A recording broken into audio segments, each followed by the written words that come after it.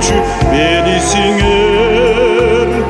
Adamdın akıllara çegisin er.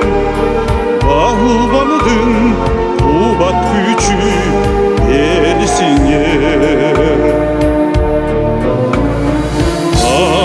Atalar kengdiklerdin kenisin er.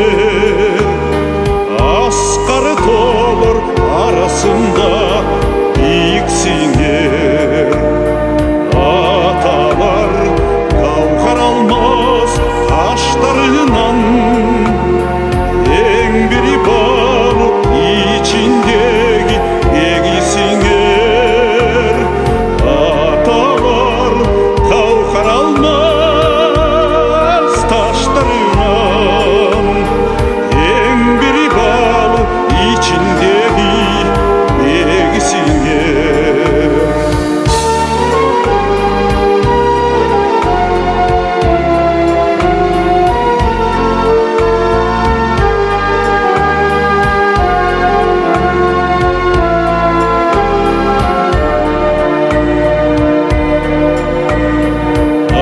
Atalar tübelük ötir yüzüne, omuzdun mukam nazik yönüsüne.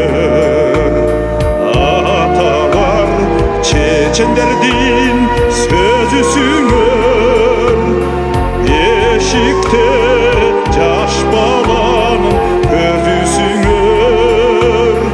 Atalar çeçenlerdin sözüsüne, beşikte yaş balanın gözüsüne.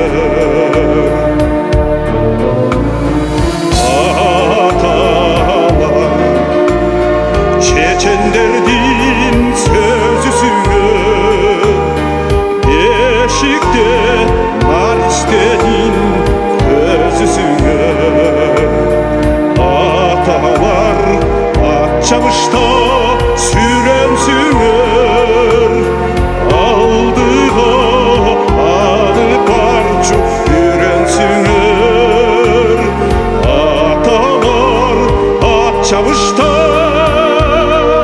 sürensünger, aldığa alı parçu yürensinler.